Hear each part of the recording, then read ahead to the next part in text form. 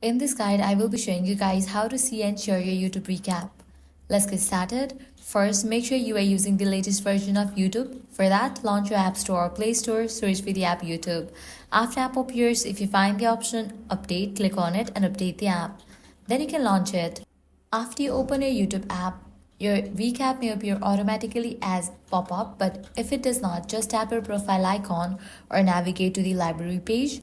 Here you're gonna find the recap. The recap works just like stories on social media platform. You can tap through the slides to see everything, including your top topics of the year, your most watched channels, the content categories you viewed the most, and even a unique personality breakdown based on your watch history. If you want to save any slide, tap the down arrow to download it to your device, perfect for sharing or keeping as a memory. You can also tap share at any time to send your recap slides directly to friends or post them on social media. And that's a wrap for this video. If this guide helped you out, do not forget to like, share, and subscribe.